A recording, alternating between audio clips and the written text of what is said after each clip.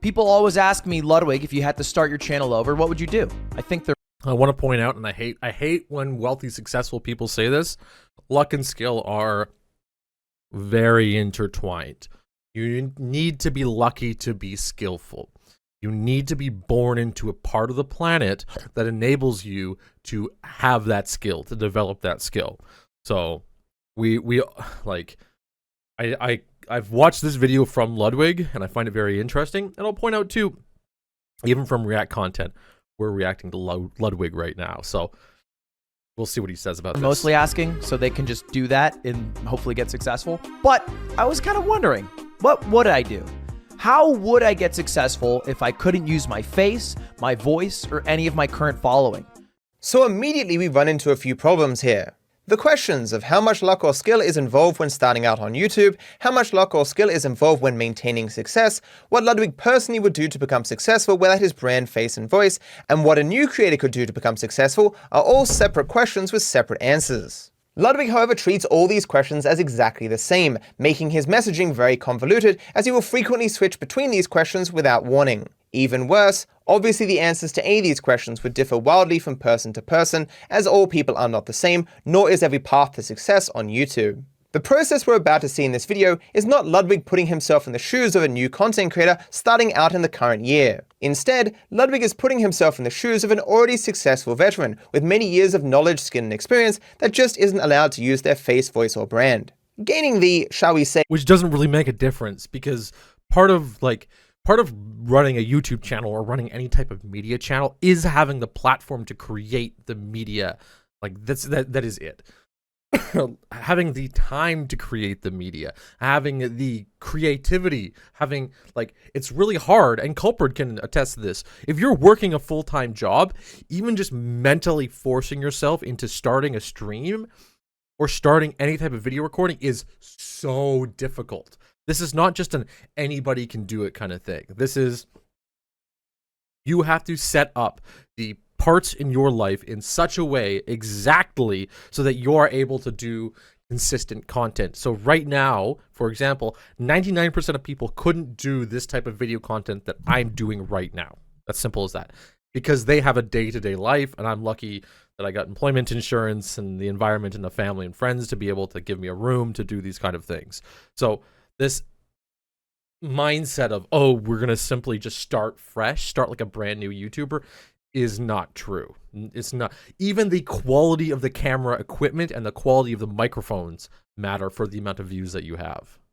Mental assets that Ludwig has acquired over the years requires an insane amount of luck, and yet he will now bring them to bear in this challenge as if that were not the case. We shall see him use many things that he obtained through luck the first time round in order to succeed the second time. Yeah, it is exactly. It is hard as frick to get going, especially when you're not in it. Especially, this is what's so crazy about what Culprit did, right? He went from someone who didn't do any content at all, nothing. Like, literally, Culprit has not done any internet content at all. And in a period of like a year or two, he really pushed and built himself like a platform for it.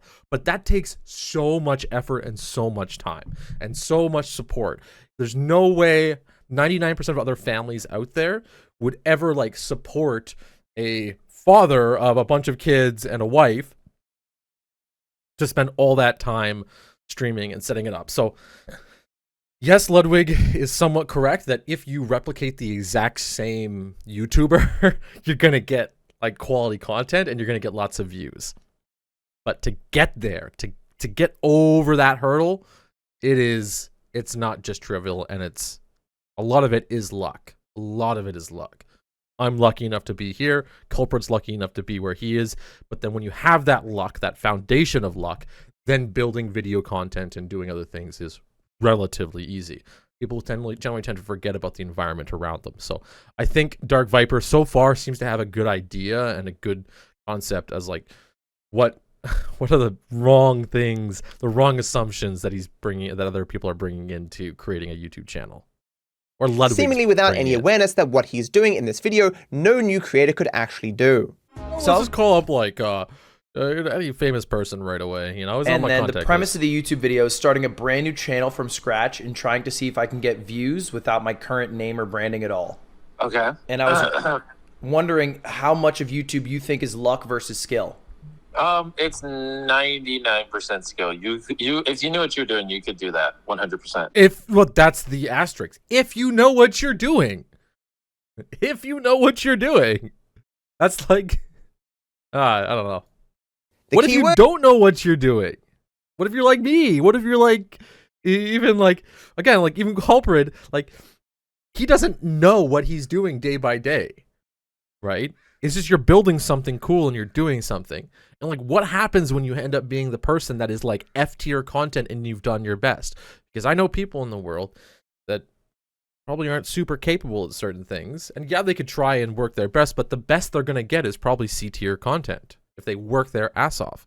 Now, guys like Ludwig also too, and Mr. Beast have a huge crew. If they were to start with a camera in a room and they have to have a full-time job at McDonald's, unless they knew that path, they could guarantee that path was there, it would be significantly harder to get into the video content creation. It's here if you know what you're doing. If you're already an expert in literally anything before you even begin, you have a good shot at succeeding at that thing. Yes, People exactly. new to any industry are not experts. It's why education and mentorships exist. In any industry, you can have the veteran with all the knowledge, skill, and experience that they then impart on to the new blood that has none of these things. This is what Ludwig is doing. Actually, let's point that out. Culprit said it took less than a month to get his second channel affiliated, since he knew what he needed to get to that point. And that is really important. That is a skill, right? That is something you have to develop over time. But it's also, again, like lucky that we live in society. We're not in India where we have to push a cart and sell frickin' vegetables every single day, and you don't have a computer and an internet connection, and you don't have all this stuff to set yourself up. Where Culprit says it took 4 months to do his first channel. Yeah, it took me like a year. Okay, it took me like a year just to get like 50 subs on my YouTube channel. And now, even though I'm only at like a few, like I'm 100, like actually more I'll say with the Discord, because that's a place where I have thrived in a way. I've done reasonable with it. I can start up a new Discord and have a few hundred users in probably just a month or two. No problem. But for me to get that first Discord going, for me to get that first community setup going, it took months and months and months and months and months and months and months of not even knowing if it's possible for me to do it. So the replication is something that's easy. Culprit, 4 months within 200 hours of research on what was needed. Yeah, hundreds and hundreds of hours. So skill and luck, again, yes, it's a skill. It's absolutely a skill, but you have to be relatively lucky enough to allow that skill to take you further, right? You really have to understand that. Now, I'm not taking away, again, I'm actually taking both sides here. This is really important. I am taking both sides. I am on the side of Mr. Beast and Ludwig saying, yes, you absolutely could get the channel going, no problem, with what Culprit's saying right there. But also to get that first step, everybody else that I know, I look around, I'm like even with Culprit, actually, here's, again, I'll use Culprit as my excellent, he's my golden boy right now, okay? Culprit had no community at all. And to get to like my level of community, which is like just a tiny little bit past, he didn't think that was possible in any way. I had to like convince him to just do it, to try it, to work on it. And now that he's done it, it's like, well, okay, I can do it over and over again. But like, you really got to have somebody there that's going to tell you and convince you that you have the skill to be able to do certain things. So I don't want to sidetrack too much off of this video, but there is a lot to talk about within content creation. And like whether or not, even if you're lucky enough to like have the personal drive to try something this crazy and this risky in the first place, because content creation really is risky. Hypothetical version of himself, and I will grant immediately that anyone who is lucky enough to have an already successful mentor is going to have a much easier time succeeding than anyone else. To put it another way, to correct Mr. Beast, you can say the skill ceiling on YouTube is very high, but getting to the point where you can hit that ceiling requires a lot of luck. It is why it took Mr. Beast 5 years, where at some points he even considered quitting, before he ended up, in his own words, posting random things that led to him finally getting a foot in the door that led to the success that he experiences today. It's been a month since I uploaded to YouTube, and to be honest, I was pretty sure I was done with YouTube. My niche, if I'm being honest, is being so random that you don't know what to expect. This was basically the same as saying you had no niche at all. My channel is the definition of random. Is success on YouTube Endo says, you feel like community is also a very important keyword. You can get viewership you guys have, but gaining a consistent and true community is a real challenge.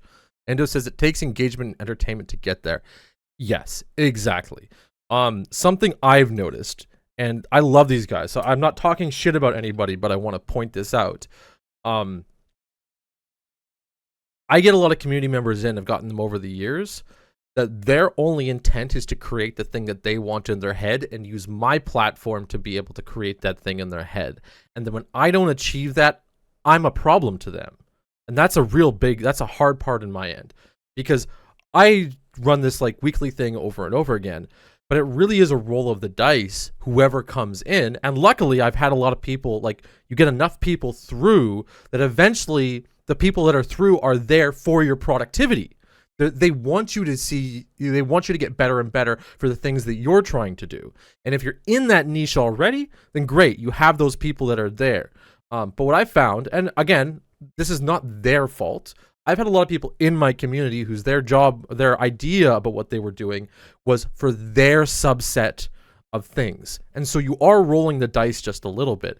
You get some great people in, right, that you know, but also too, why are they there? Where does the roll of the dice come from who you're getting in? Now, of course, you get enough people in, eventually you'll find people that love what you're doing and they'll stay forever. And Culper says, oh, 100% consistency with drives dependability. Consistency is what drives dependability. Exactly. Consistency is really important, because what can happen too, and I've had this before, which is like really, it sucks.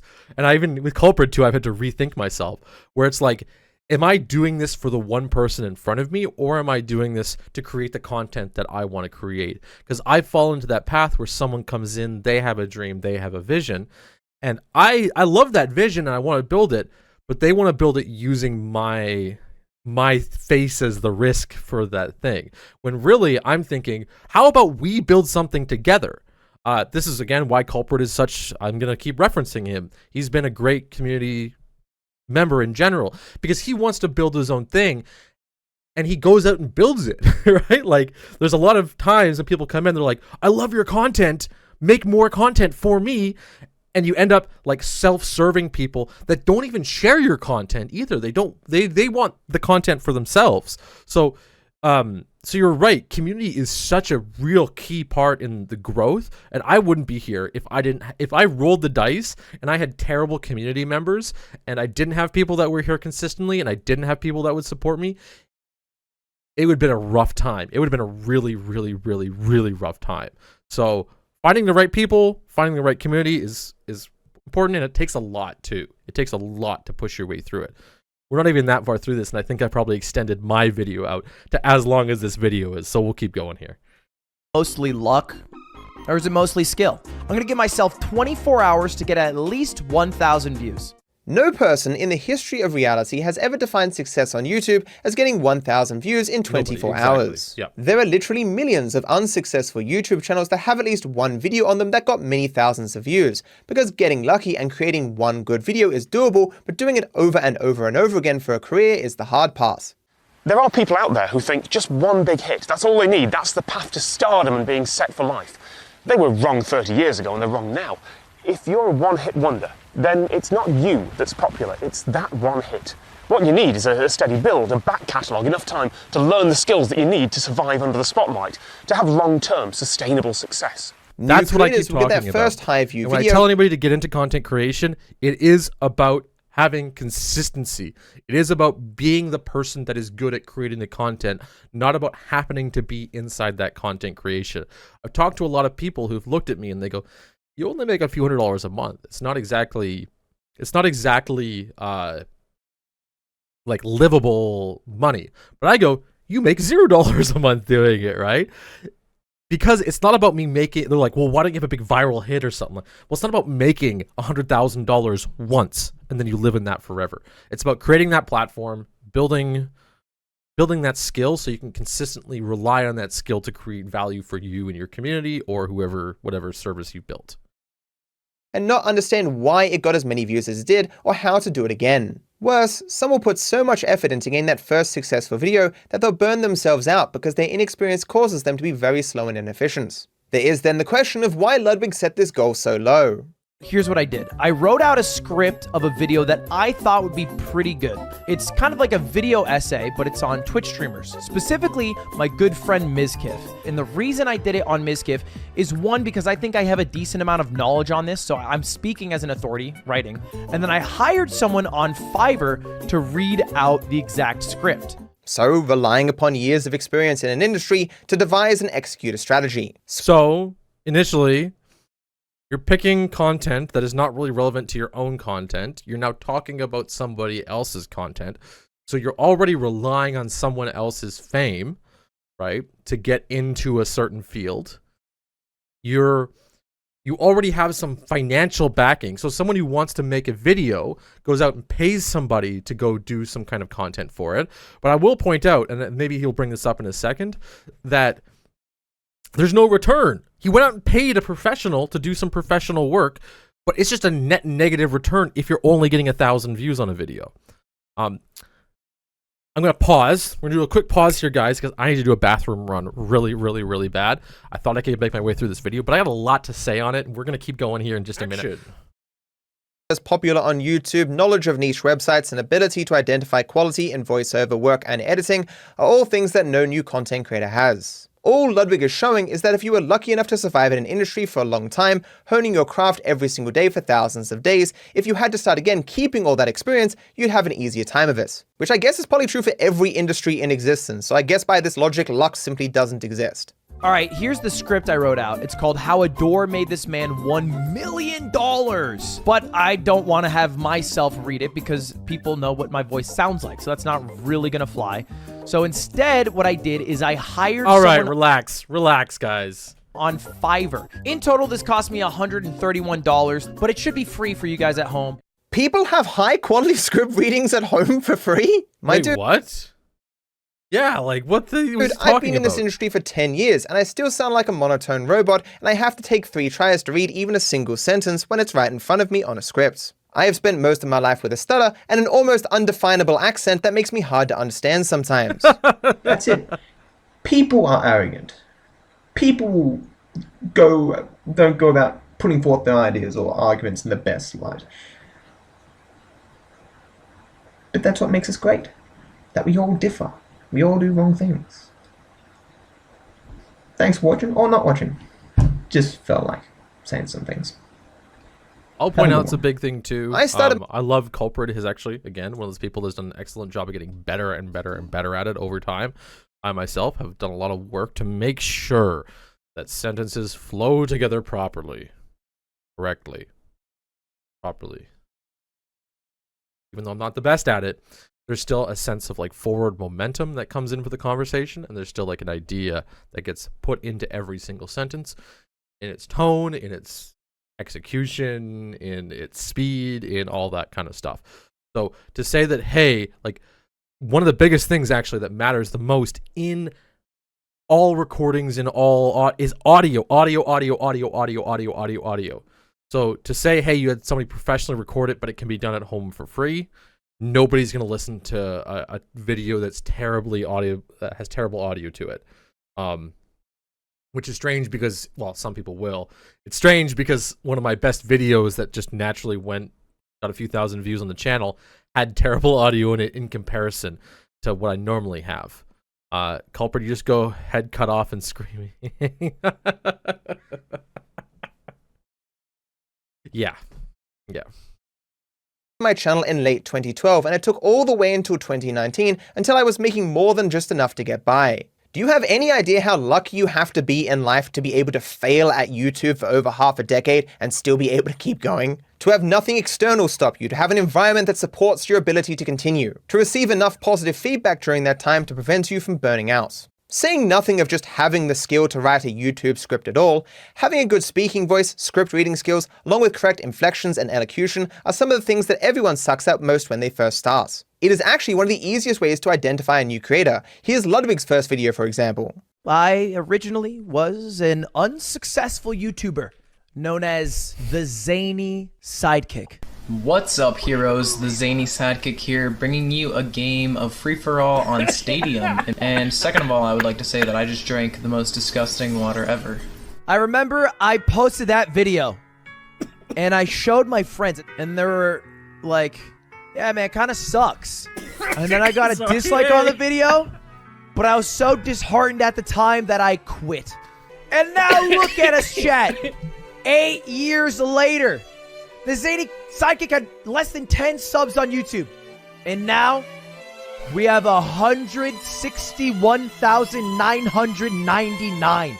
It takes Yeah, don't worry, guys. You can have so professional grade voice acting whenever you want for free at home. Honestly, check out the Score Esports video on Ludwig's life. A butterfly could have flapped its wings differently, and Ludwig would not be the successful creator he is today. I think being successful at streaming is preparing yourself the best way possible for when luck hits to be ready and to be sick.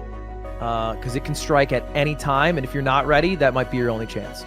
Is preparing yourself the best way possible for when luck hits to be ready and to be sick. You vibing with what this guy is saying, Ludwig? Me too, man. He's a smart dude. You should get him to mentor you.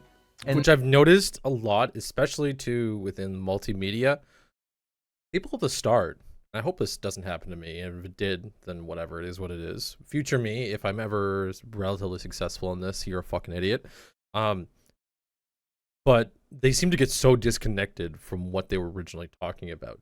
And I think this has to do with like a change in language, because in the environment of people that are successful, which I've been in, I've never been the real successful person in it, but if you go to parties and stuff like that, and here in Vancouver, there's a lot of very high-end people.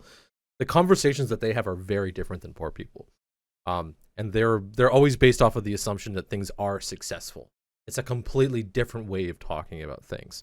Now, does that mean that they talk that way so therefore they are successful? Or does it mean that they are successful, therefore they talk that way? I don't really know. But it becomes really obvious when you like start to break down and analyze these things, and they go, oh, this is just like a skill thing or this whatever. You start to look and break it down. It's like, I don't know if that's the better way to phrase it, but it's not always directly true. And then you look at the older versions of them, or at least with the YouTubers, and they're always very humble and very straightforward. It's easy to forget what you've said over time. So I don't know. It's just a note, just something to think about. Then I hired an editor, and this also is not something you have to do at home. You could just, get editing tools and then edit yourself. I didn't do this because, I'm doing this on the side. It's like a fun little project. Do you know how lucky you have to be to coincidentally not edit garbage your first time round, or be lucky enough just to already have those skills? New creators don't even know what good editing is. It took me years before I created something that I would today consider passable. As a person who has trialed literally hundreds of new editors to get scraps going on a video, it took me years to do that. I would just upload the whole video as a chunk. You can actually see the original videos on the Scrub Club Media channel are just like an hour-long chunks of Sunday scraps. I didn't even record them for years. We just came together as a group of friends and played games, and then that's kind of what we did for a while. Of course, I was the host. I was like setting it up, and that's something I love doing with the community. But it took me years and years and years and years and years before I even decided I was going to go cut the video up and throw it up on YouTube. And even to do those cuts, it is a lot of work. It is a ton of work to do, just the intro itself. And not only that too, I've taken Sunday Scraps videos and cut them down to what I like to call box cutters.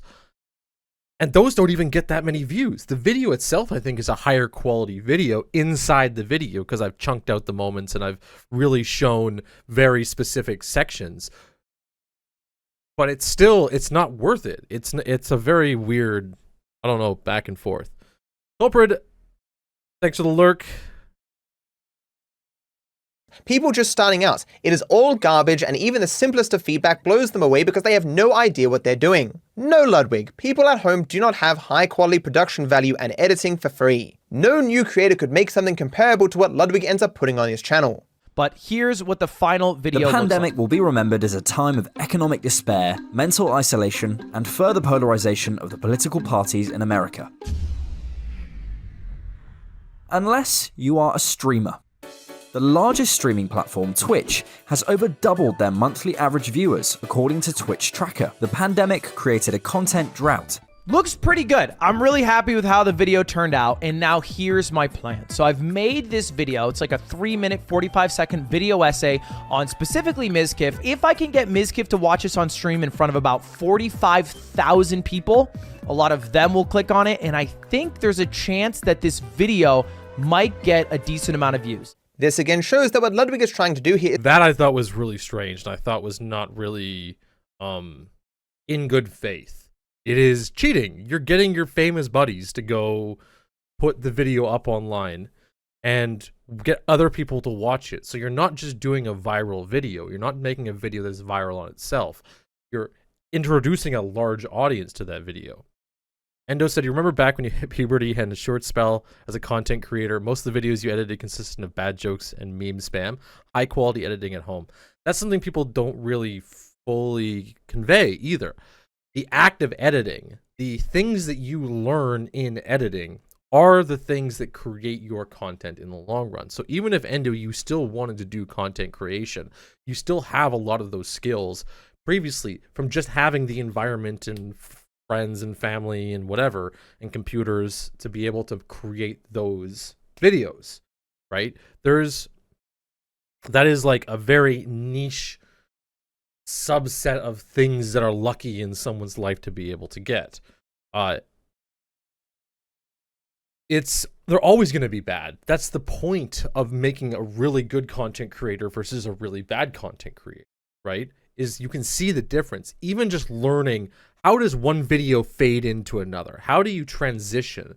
What's the best way for me to go from this screen to this screen?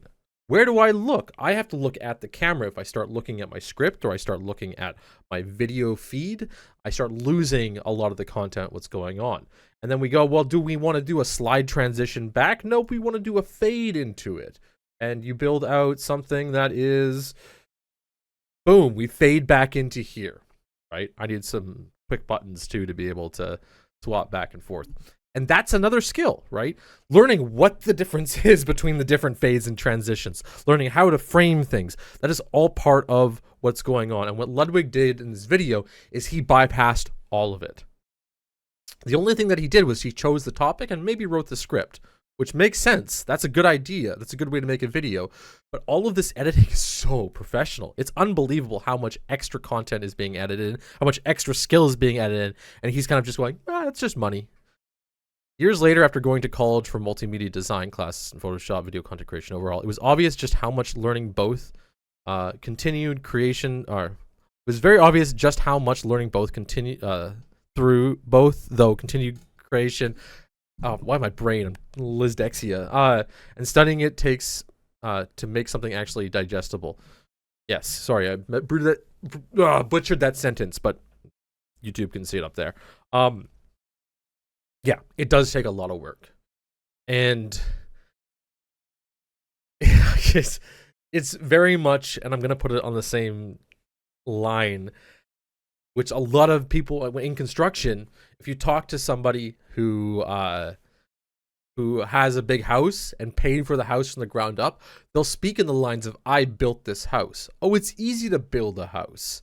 Right? But really, who built the house? It's the contractors. So what they should be saying is, I paid for the house, and then I had somebody else build it for me. I drew the design of the house, and then I had somebody build it for me. Not even I designed it. People, they'll just draw the picture of it, and they'll say that they built it. And this is very much the same mindset that's going on, where there's actually so many people involved with making things look really cool. And even in the stream, just the computers, the hardware that's sitting in front of me, the house, the building, everything is like, so many people are involved with that. And when you get yourself into the center of a lot of really productive people, people tend to forget how many people are involved with the success of something. And everyone just goes, oh, I had my name on it. That's mine. I built it. And it's like, oh, well, in language, yes, you built it. But in actuality, there's a lot more skill behind whatever you did. and even you'll is not actually to succeed on YouTube or to create a successful video in an algorithmic sense. He just wants to hit that arbitrary number of 1,000 views. If you were going to sit down and try to hammer out a game plan for your content on your channel, your trajectory in actually succeeding on this platform as a job, this would be the furthest from what you'd be doing. Besides, views from Twitch reactors are utter garbage for growth and longevity for all the reasons discussed heavily in the second video in this series. I will however touch on it again later in this video. Ludwig then moves into putting the video on YouTube with branding, thumbnail and title. One of the most annoying things is that he focuses on how to make this particular upload better, but spends little time on why these decisions are being made. He makes a weak tutorial about how to present a video about Mizkif, but it is useless for explaining to new creators what sorts of videos they should attempt to create, how they should present them, and why. All a new creator would be able to garner is that there is something about these things that appeals to Ludwig. What if I just call it online lore? I kind of like online lore. Like if it's called online lore and then it's a loading screen, that's kind of a good idea. Nice. This I like. This is really interesting, and I'll point out. This is the stuff that makes or breaks videos in terms of viewership. I've noticed this when uploading my own videos. The amount of things that I spend looking at and breaking down for this whatever thing really defines how people will see it. So, for example, the one that I put the most effort into was the Samito is right, 6v6 is better, right? Why? Because there's a big video that came out about Samito talking about 6v6. I release it alongside him. I have his face in there. I have a controversial opinion. I have his name. And the video slides right into the content, no problem. But there's a 2-level layer to it, right? Where does that really, and a lot of people want to make videos that they want to make.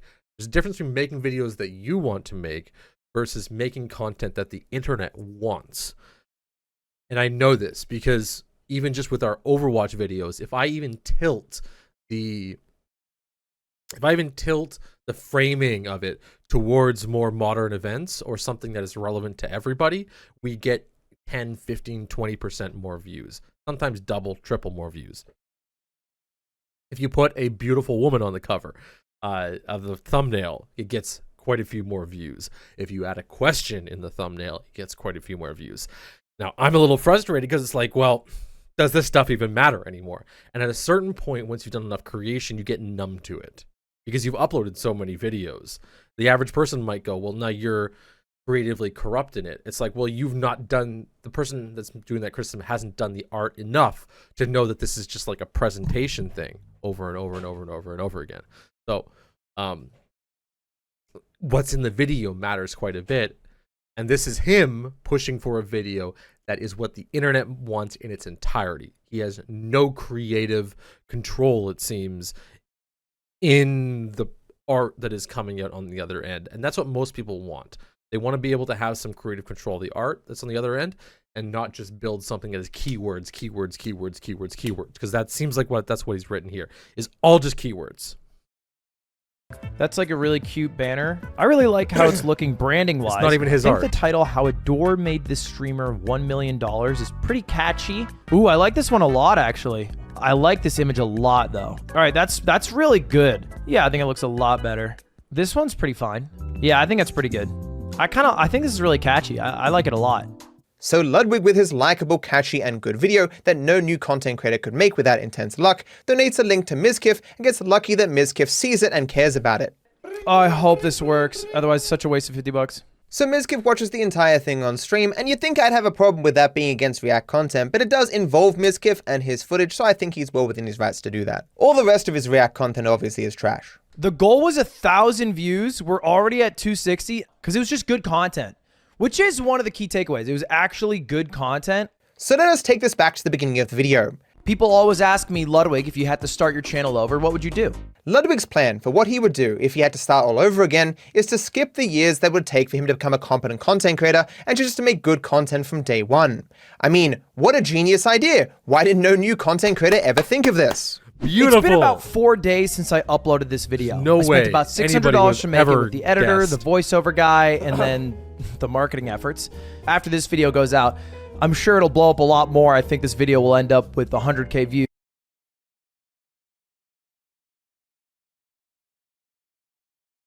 You see a problem with this? I know he's probably going to point it out, but he spent $600 for Canadian. It's like 1,000 Canadian dollars. Oof. Oof, 600 US dollars to get 11,000 views and 156 subscribers. And he didn't even like make the video. He didn't even make the video. He wrote the video. He had someone else make the video. Then paid somebody with thousands of viewers to watch the video to make no money back. Now you could say, okay, this is the start of a platform, but he's made no money back. You're now net negative. Now you're saying the only thing you need to do to make a YouTube video is to spend money. So this could feasibly be done by anyone with just $50. $600! Despite Ludwig's claims, obviously a new content creator couldn't make a video anything like this. Even large gap in time, it suggests that Mizkif was irrelevant and everything else Ludwig did mattered more. Logically, you wouldn't even expect people coming from Twitch to a video that they've already seen, clicking like or... Most people don't do that. So what I'm trying to do with a lot of these videos too, and I'll point out, and if you're watching YouTube, this is what it is. I'm trying to cut out a lot of the major points of the videos that I watch if I don't have permission from the creator.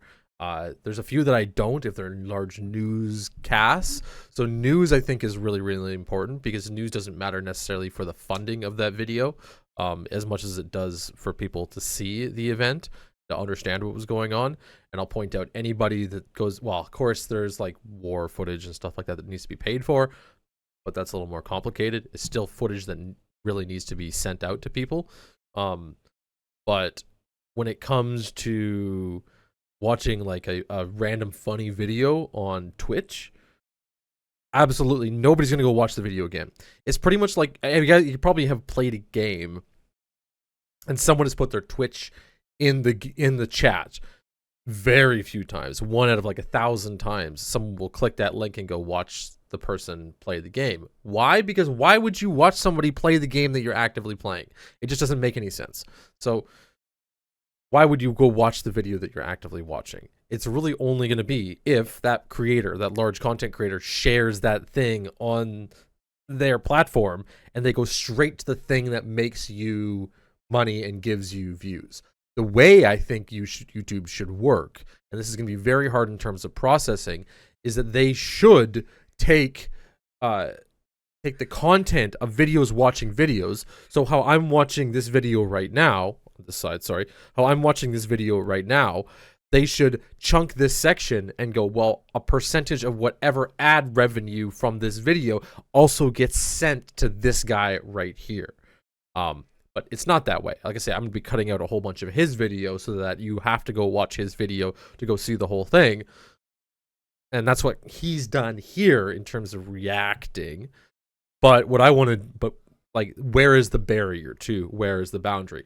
These platforms like YouTube, these platforms like Twitch need to figure out a way. So if you're playing somebody else's video and you're playing to 100,000 people, that same amount of revenue and recognition goes to that person. But I think that's more of like more of a technology problem. I can talk about it later what my opinion is on that, but we won't worry about that right now.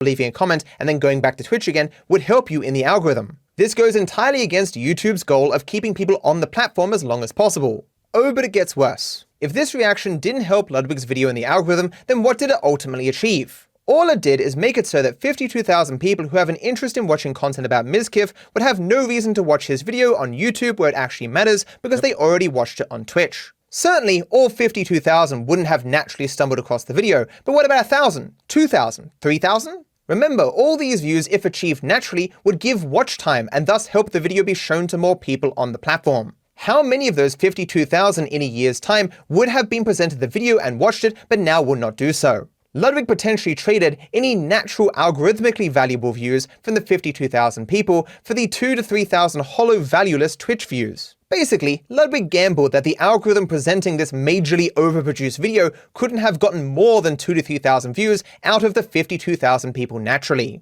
Oh, but I hear you say those 52,000 people are now aware of the channel's existence. Think of all the tens of thousands of videos you have watched over the years. Do you remember all the creators who made them? Now think of all the YouTubers that you've tangentially heard of over the years. How many of them do you actually watch on YouTube? The answer is anyone that is presented to you by the algorithm. Everyone else may as well not exist. Appealing to the algorithm is all that matters. Except, and Ludwig attempting I do want to point out, watching Twitch videos on YouTube has not only helped me learn about Twitch streamers, but has transitioned me over to other people that I now watch or consume fairly consistently. And at least it's also, and I'm pointing, it's turned me against certain people where they've actually, these Twitch streamers have and streamers, not necessarily Twitch streamers now, to a whole variety of people, have broken down content that I used to just passively watch and think was okay. And now I look at a whole different light where I'm like, wow, the person who presented that to me is so fundamentally wrong. Maybe they have some good ideas here, but this is how they walked me along this. So I do also think too that the person that spent the time talking about how that YouTuber was wrong, I think there should be a shared revenue. There should be shared recognition between that. And this is where, like, the internet in the future, of course, should, if you're referenced, you should get paid for that reference, even if it's something bad. I really think it's that way. That way you have more to protect yourself with when things happen. But also, no, we'll just leave it right there. We'll keep watching this. to buy views specifically acts against that goal. But I do know of another creator who was a little bit smarter in his attempt to cheat the system. Philip ran a similar experiment where he spent $25 to promote his videos using the YouTube ad system, having his videos appear on the side as ads. 390,000 impressions means the ads were seen 390,000 times. As in, they appeared on somebody's screen 390,000 times. They were only clicked on 7,500 times. And earned views is when somebody who clicked the ad then returns to watch another one of my videos within the week. It means that they've chosen to come back for more, and looking back a few weeks later, that number had risen to 4,900. So 2/3 of the people who clicked the ads watched at least 2 videos. If you threw serious money at a new channel, then you could gain thousands this way. Whether they'd remain, I couldn't say, and it would depend on the content. But it definitely did something, even if, as a YouTuber, its impact is dwarfed by my channel's natural growth. If you're a YouTuber, then you've already got a ticket in the algorithm lottery, and if you're struggling to gain subscribers, then it's best to identify the cause of that, rather than to chuck money at it in the hope that it will go away. The best way of a YouTuber advertising is to produce content that people want to view. Obviously, Philip is not dumb enough to claim that this definitively proves anything, and he notes uncontrolled variables that would have impacted his results. I always want to say stuff, but I can never talk over Philip. He's so freaking smart. This guy's brain so big. You don't watch him, go over and watch him.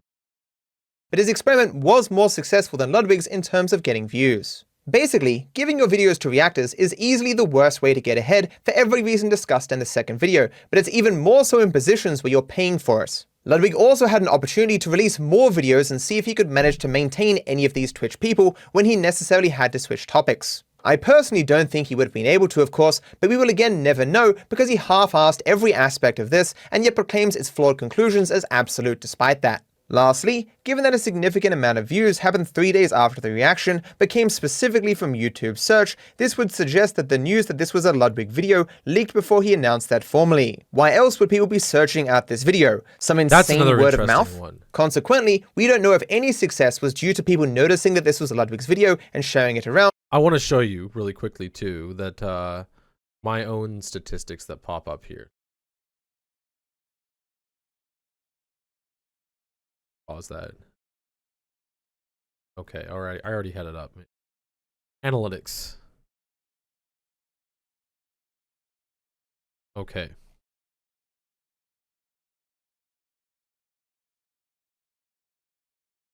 If we go take a look, let's flip over to actually my Club Media account because there's a lot more YouTube videos there for me to reference from.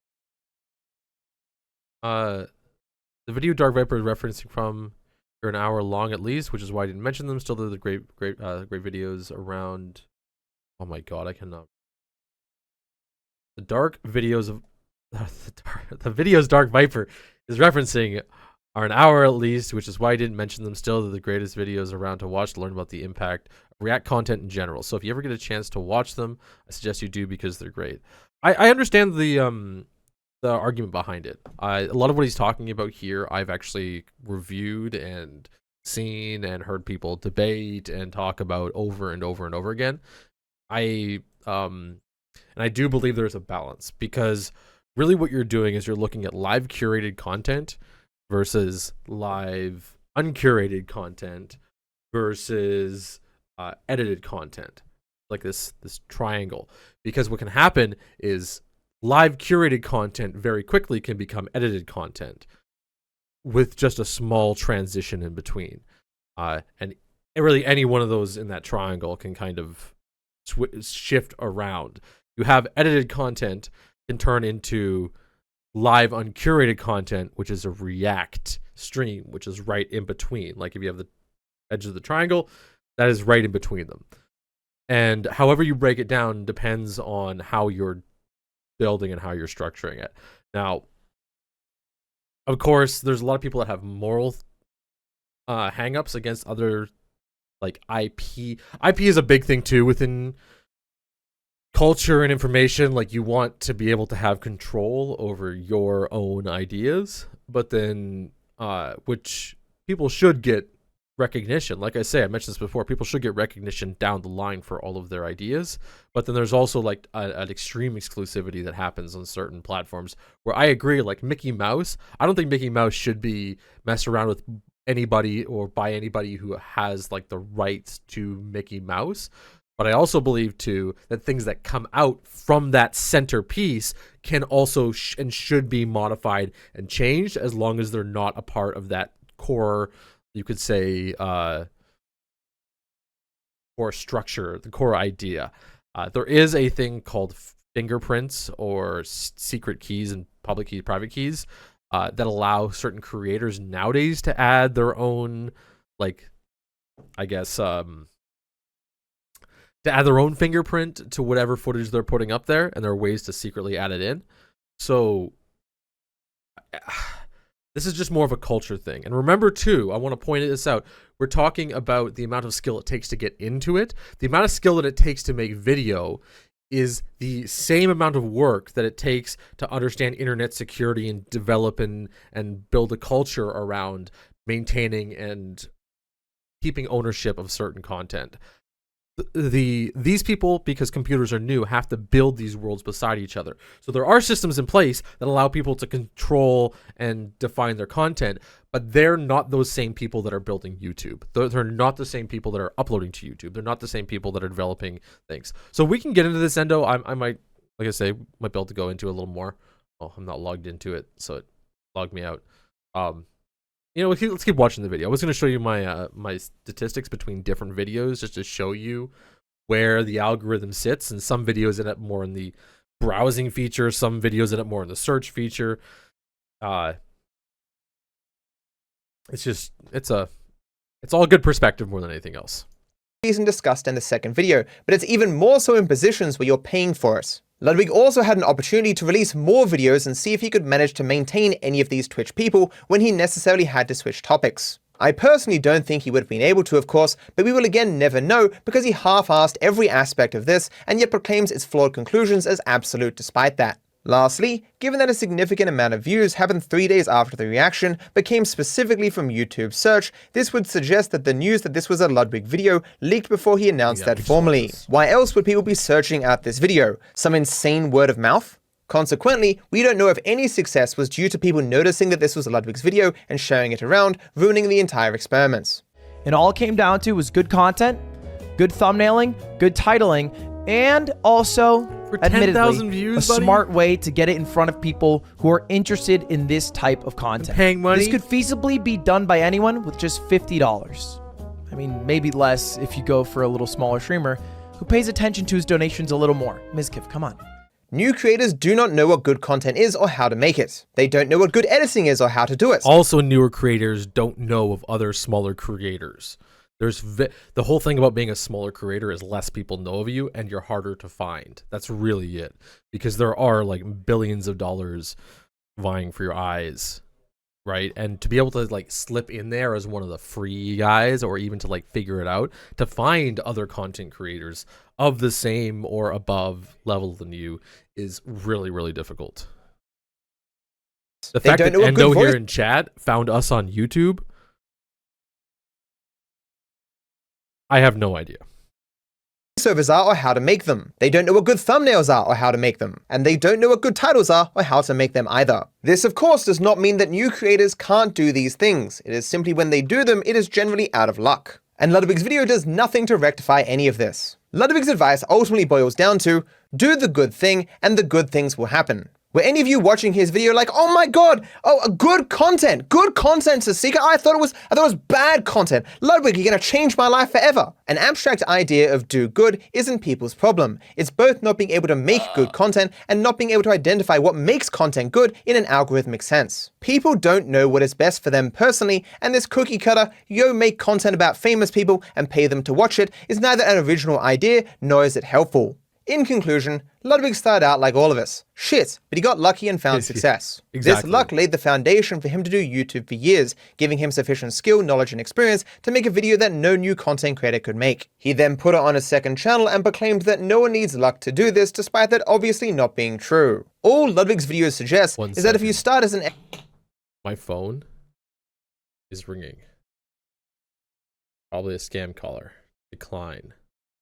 Yes, I'm using my phone as my camera. Go away.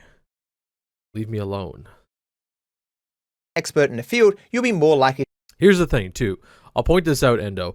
For React content, I would love to talk to Darkviper, because I do believe there is like a mediated, a fine balance, a fine mediation between React content and curation content.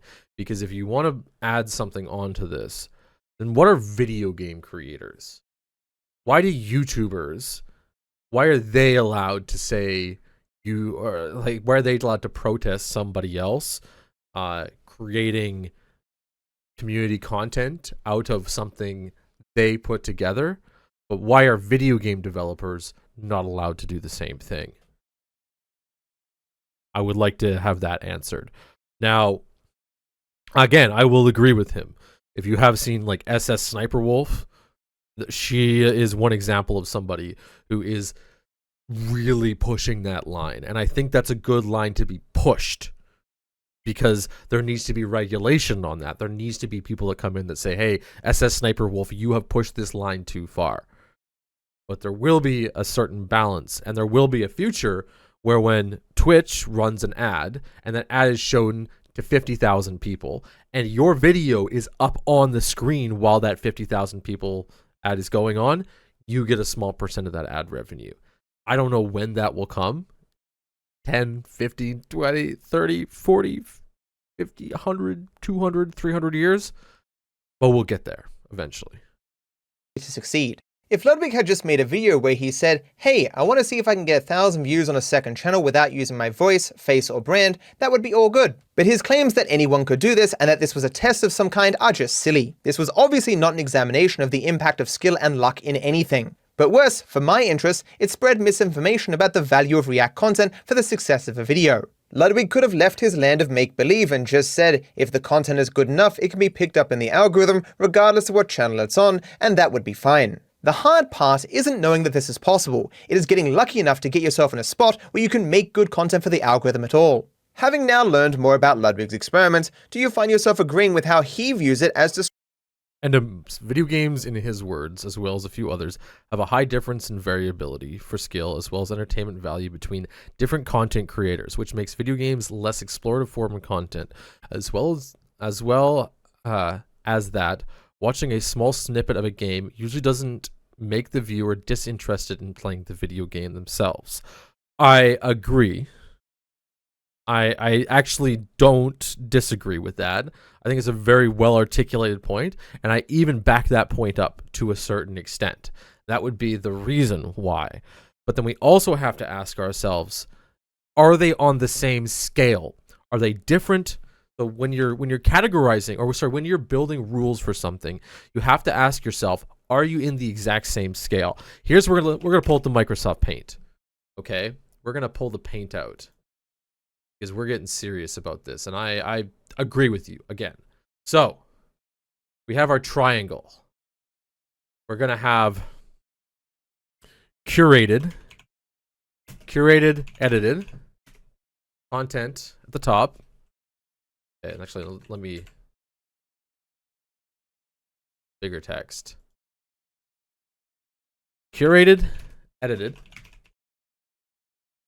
Keep in mind too, I asked these questions because to have them defined is important, not necessarily that I don't understand them. Okay, I always have to add that asterisk in, even though it sounds like it. I'm like, okay, so why? But this is where we have to develop our thoughts why. And now keep in mind too, again, am I adding content? Am I just reacting right now to this video? We are going to be on this scale. So 1 second here. I'm going to use purple for the text. Curated, edited. Curated, live.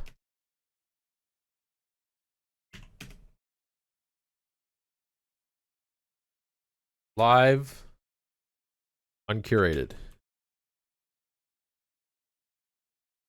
Overwatch, League of Legends, and other live service games are good examples of this. Well, what about games that are very, oh my god, I'm brain farting right now, that are quick time event focused, right? What about games that are multiple choice?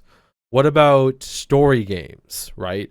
Where do we sit on that range that matters the most? Because one would argue that a story-based game where you're simply selecting the interactions with people is one of those movies, and there is no variation from the possible lanes of story that you have. And now what happens when you take those moments of movement and you give the person the ability to move within that space, instead of selecting left, right, center, you now have the ability to move. Why does that? The question is, why does that change the level of the level of content that's being developed? So let me pull this up here. There. And I'm going to use red just because it's easy to see.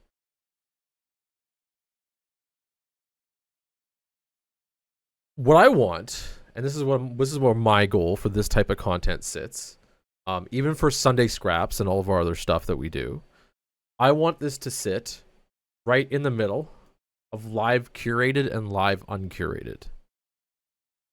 Because what can happen is live curated puts certain sections in very specific places, so you can then take the content and do a rotation. God, this on a 1440, we need to upgrade paint. There's a better paint. I'm just gonna come in and be mad and be like, Sulack, why didn't you? Why didn't? Well, there's vacuuming going on. Sorry about the vacuuming. We're going to deal with this. Curated, there is a better paint. There's an upgraded one. You can do a rotation basically from a curated live to a curated edited really easy. You know, I don't mean to be like, hey, you stop cleaning. How dare you clean the house? But it's just like, I'm recording something. I can't even hear myself think when that's going on here. You know, so, and actually that's I want to point out, that is why we are in between live curated and live uncurated, because I'm going to be, things like that are going to happen. But then what happens is if I pull them up on YouTube, I can rotate this into a curated, edited sense. Freaking mouse thing. I'm doing a rotation. We're still keeping all the live stuff that's in there, but we're now moving it over to an edited state. In reverse, you can have something that is curated and edited. You can have it sit up here, and then someone can pull this towards live uncurated, but it can't be fully curated. You can move it into the center of this triangle right? You can start to move things towards a curated live in a way, but you always are kind of stuck between, am I editing every single, like this is, I'll define this too. Curated edited is literally every single moment. You're going back, you're breaking it up, you're taking every single part, building a story together. Curated live is like a concert where they have a list of songs, things they want to do, and they can do it set by set by set.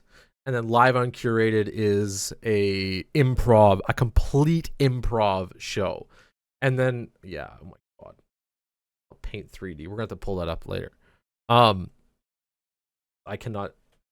I'm on a 1440 monitor, and I'm running this in 1440 squashed down, so I don't even think you guys can see the little reticle that I have. But live uncurated is completely open. When they cross, there is a big issue because these sections are different levels of effort. And if you're willing to cross those paths, people usually want you to cross all the way from live uncurated into curated edited. Because then that curated edited, think about, actually, here, let me pull this up. I'll show you guys an example of curated edited. Curated edited is video essays. Yeah, actually, there you go. We got Endo pointing. Curated live is like Sunday Scraps. Live uncurated is React content. Yes, exactly. That is a really good way to dumb it down. Live uncurated is like pure React content.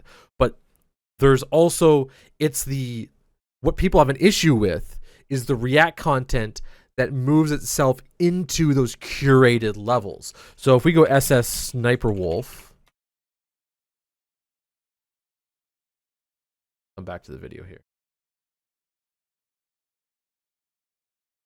And now, hello friends, it's me. Today we're gonna be watching some TikToks that will definitely get you in knew we were trouble. yeah. Straight up jail time. So it's Megan's time of the month right now, and she has not been feeling good. I'm really sorry, honey. What she's doing is this overlap where it's pretending to be live uncurated. That's what people are pissed about. It's pretending to be live uncurated, but it's overlapping the exact same section as the original videos. The original videos are curated, edited up on TikTok for the most part. These people have, or they're sitting around here, and then when SS Sniper Wolf does something, it's supposed to feel like it's live uncurated. This is React. Whoa, anything can happen. But really, it's sitting very, very close to the original content in terms of its usage. That's the issue with streamers watching videos online. That's the biggest issue that streamers have with videos watching online.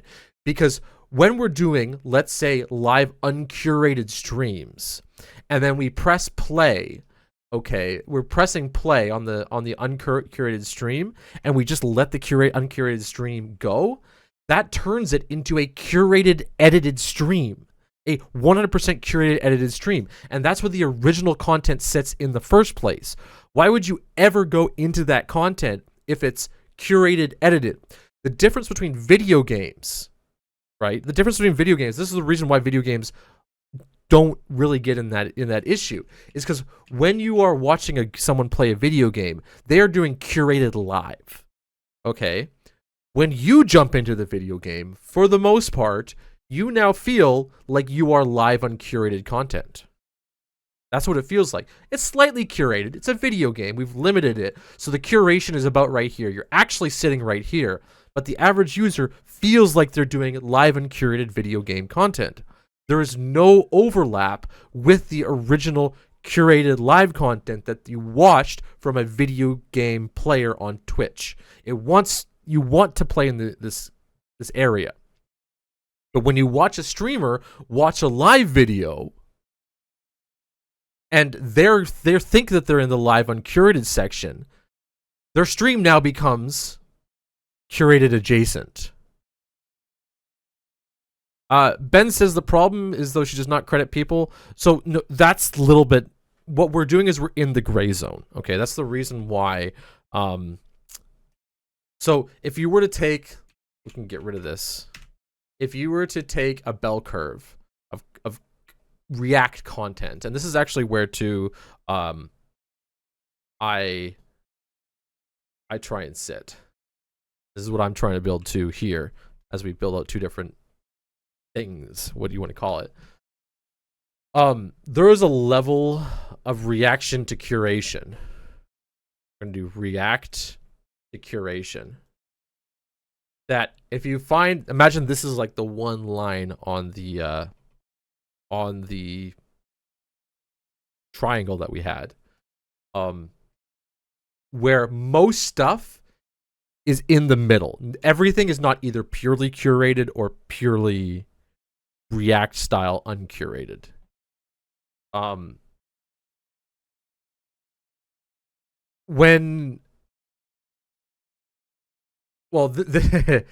so I'm trying to figure out how to properly. It takes me a second to figure out how to articulate this.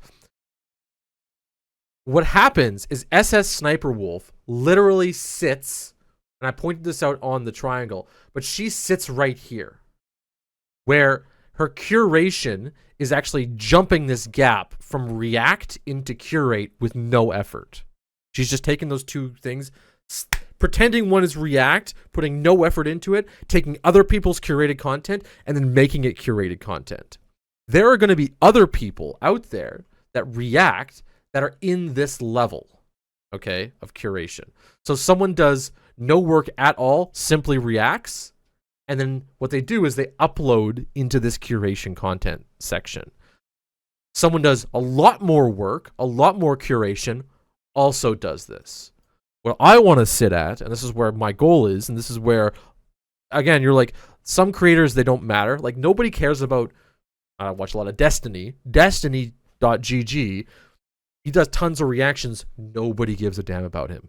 Why? Because most of his content is kind of like what I'm doing here, where it's high level. We're attempting to curate our content as much as possible, attempting to have some kind of structure, but we're still like fully, it's like reacting to what's going on. It's being live. It's just kind of letting things happen, but we're putting effort into that level of content. Funny enough, Darkviper is currently in dispute with Destiny over React content. Yes. But not everybody hates Destiny. That's what I'm pointing out. So there's going to be this level. I'm not saying Destiny's in the right. I'm absolutely, because he sat there and watched whole videos, no problem. And he's got large React things up on YouTube. And for now, it's a allowed thing. I think there's some variation of it. And I've seen videos where I'm like, wow, the first 5 minutes of this video is this guy, and he's not even in the chair. He's doing the XQC thing, right? But that's where those moments are like zero reaction. Notice how Darkviper has a lot of clips. He's got a lot of clips of other people's videos in there. So we have to ask ourselves, again, are these two completely separate things, or are they on the same line? Well, what Darkviper is doing is he's sitting in front of a camera talking.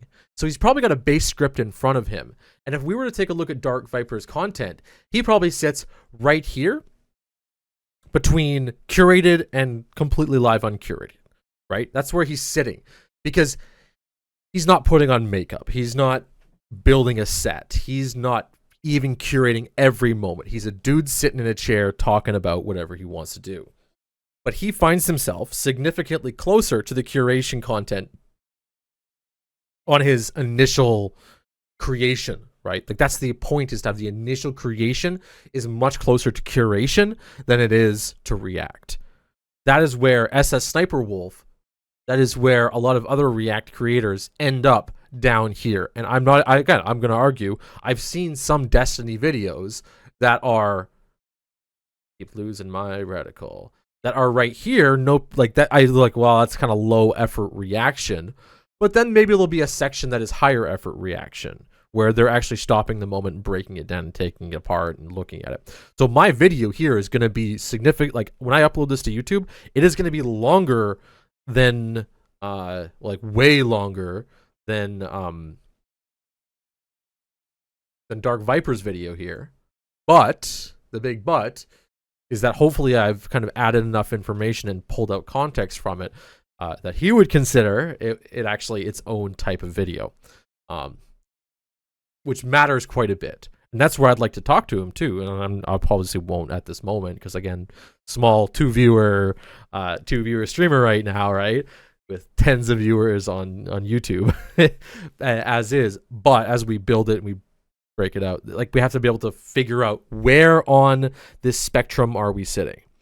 And I'm not asking because I don't know. I'm asking because it's important that we define it. Let me go back. As described in one of his live streams. Online lore only exists and has almost 1 million views because Mizkif reacted to it. Like, if Mizkif didn't react to this, this would not have 890,000 views, right? Also, the video I made about it. Yeah. No, sorry. Yeah, you're actually really right about that. 891,000, it would not have gotten without the video I made that got 3 million. But it did get its initial 10,000. Like, what is Darkviper doing here? He's clipping out his content, quote unquote. So where does this line lie? Again, are these separate things or are they on the same spectrum? And I very much think we are all on the same spectrum here as internet creators. Views because Miz reacted to it, and I think if Miz never reacted to it, it wouldn't have gotten many views at all. I think it's pretty fair. I think Miz reacting to it and getting that early influx put it in the algorithm. I actually critiqued Ludwig's video. The clip he uses serves as context to his points because the information is crucial to his argument. It's transformative. Yeah, exactly. That goes for most of the clips he used. But again, are they separate context or are they the same spectrum? I think it's same spectrum. I think, again, he lies. The reason why when we pulled that paint hump up, the reason why he lies significantly higher up on this spectrum is because that's what he's doing. But it is the spectrum. It is the whole what percent, is this a 50? What am I doing here? Jesus. Is this a 50 in terms of time? Runtime? Does it have to be scattered? Is there like a scattering function that allows to say, like, okay, well, if you're gonna have 50-50, does it need to be like some React content spilled throughout and can't just be half and half where it's like React curated, React curated, React curated, React curated? This is where the real question has to come in. Obviously, like, if we're gonna put any rules on these kind of things, if we're gonna actually react to it, if we're gonna have some form of reaction to it and some form of response, then there has to be some form of understanding of where this level lies. And that's where I think, again, if it's gonna be a 50-50 and 50% is your reaction and 50% is the video, but you have 10,000 viewers, well, I think the person who made the video technically has 5,000 viewers. Now, obviously, where that calculation comes in, it's very... and how that would work, that matters for the programmers and designers. And we being designers, too, would have to be able to talk about that. But that's the big question, is where along this line are we going to be sitting? Because I have a large chunk of video and of this, and then I'm going to have my reaction, then I have a large chunk of video and my reaction. But I think my reactions are my reactions, which I don't like the term, but they're they go in depth, at least into the information of how I think these things work, that it gives us a lot more context to the video than just the video itself. And that's where I'm going for, hopefully. Document about React content. So let us now see what Ludwig had to say for himself. And then he even made a little aside about my secret YouTube channel to prove it's not luck, and mentioned that this highlights how bad things have gotten because I used a reactor to get views. Why are you mad at the grussel? Why are you mad at the hustle? I got the video in front of a lot of strangers' eyes, and it worked out. It's strange for a millionaire to tell others the best way to live is to give his millionaire friend money. Yeah, I mean, it was more of a proof of concept than a step-by-step tutorial, and I think everyone who donated Mizkif $50 is a bit fucking dumb. And I said it in the video not to do that. But what your video is what to do. Obviously, he's going to say that here, but Jesus. But whatever. I really believe in the process that made this video, and I'm really happy with how it turned out. And all it came down to was good content, good thumbnailing, good titling, and also, admittedly, a smart way to get it in front of people who are interested in this type of content. This could feasibly be done by anyone with just $50. No, you didn't. Maybe No. less if you go for a little smaller streamer who pays attention to his donations a little more. Mizkif, come on. And I said it in the video not to do that, but whatever. Hey guys, making content about millionaires, for millionaires, and then paying those millionaires to watch your hard work is a smart way to get success. Are you listening, all those desperate people wanting to live your dream of having success in this industry? I say this to you, as an already successful person, this is exactly what I would do if I had to start all over. Hey, I even had the backing of Mr. Beast in this video, so you know it's legit. Absolutely no luck involved. So that ends the video. Thank you for watching. There are a few more pages in the script where I go into the actual interplay between luck and skill, and there's a few more where I give some general advice about how to actually succeed on YouTube, but I think I'm going to cut both because this video is way too long as is. Although if you want to see that stuff, tell me down below and maybe I'll make it into a video. As this is the final video in this React series, you might ask whether I will return to talking about React content in the future. My answer is maybe. I don't know what the future is going to bring. I think there will always be a need for me to continue to reaffirm my stance against this form of exploitation, making it impossible for me to walk down a path that no one should walk down, while hopefully making it less likely for others to walk it as well. Maybe I can't change the world, but I still like to take a crack at making small improvements along the way, even if people think me a fool for doing so. I'm not trying to talk shit out here, but I'm seeing 135K and I'm seeing 891K. So I'm just like, you know, brother, it's just like I'm seeing a few things. For me, it took more. I will point this out too as a general thing, and I'm not just the people, they're just people. I've noticed a lot, not all, even two, content creators that are mainstream, some of the vast majority of them, the big mainstream ones. The further you get away from mainstream, the less you see of this. But they really are clout focused. Like everything they do is fully clout focused. And so when you talk to them about like how you do certain things, then they don't necessarily talk about what's the best way to build the thing that you want to build and to get into the industry doing the thing that you would like to do. They talk about what's the best way to get as many people into their thing as possible, and it doesn't matter how. At the end of the day, this is what will happen. It'll be like, well, look how many views I got. And I've noticed this too in other industries where it's, look how many of these things I sold. Where you have somebody who builds a product where they like the quality of the product and they think that product will change people's lives. But then somebody else with a business comes in who's successful at it and goes, well, I'm going to build this thing, but I'm going to build it so it doesn't work as well as it does, and I'm going to make it whatever, and it becomes a totally different product than the original thing. And the original business owner just sells their business to this company of companies, and the companies, they're like, well, we sold 10 million of them, but then the original product owner, the product developer's like, this isn't the thing that I built. This is not the thing that I built. This is a totally different thing. So especially too with Mizkif and Ludwig already being like large creators, Ludwig being able to reference Mizkif and then getting in there, and then him at the very end going, I got the views, like, doesn't completely misses the purpose even of the video that he wanted to put out in the first place. He wanted a good video. He wanted maybe actually, now that I think about it, maybe he even like did a little bait and switch in there somewhere. When did he say, and maybe he already did, I missed it, like, this is what I would do as starting completely fresh. Actually, he kind of did, didn't he? He's like, no, he actually did. Yeah, I'm thinking about it. He like literally said this is how he would start fresh. I was trying to like gaslight myself into thinking he didn't actually say that, but it's a little rough. Endo says, I would like to point out how that Darkviper AU's main channel content is revolved around GTA games. His side channel, Viper Rambles, has a lot more content like this, as well as other topics where he talks about, or that he talks about on his streams. I've seen him around. He's one of those content creators that I've seen on the side. I've seen suggested to me. I've seen just stuff pop up here and there from him. It's a name that I'm relatively not. never really seen this whole video, but I've seen him pop up quite a few times from other content creators. And then the question is like how like how, I don't know.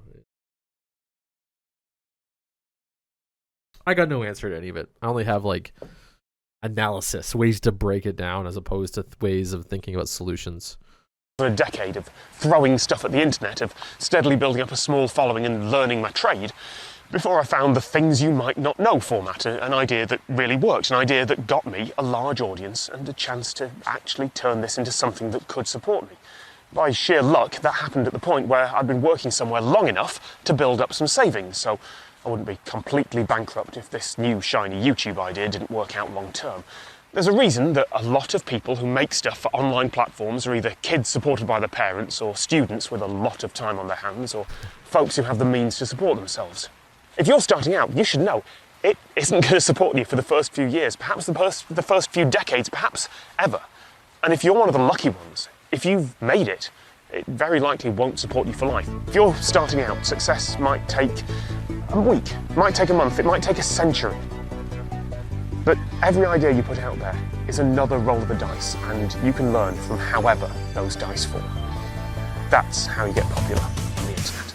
If you want to learn more about the harm of reaction content, check out the second video in this series linked down below. It looks at the topic from every angle with a bit of data thrown in. If you want the full picture, this video is a must. Oh my, oh my, oh my. Let's take a look. Where's the part 2? New tools. Reactors, the professional parasites. August 2021. My life goal is to react to so many different videos. Now, I would like to point out too, it depends on what videos you're reacting to. Again, news stuff is like something different. Even to things that I like, trailers, releases like that, perfect. Free content that is released just for the sake of just getting people's information out there. I love that. That have a watch party of some sort. There are, again, people, sometimes Asmongold, I watch a clip and the clip is the video. It's not actually the analysis or the breakdown or even like the full reaction. But recently too, I want to point out he is getting better. His editors have started doing a lot of editing and really making sure that it isn't just Asmon being a dumbass, because sometimes he's pretty dumb. He doesn't know what the fuck he's doing, kind of ignorant about the world when he's talking about things he reacts to. But making a lot more like individual cut content or cut up content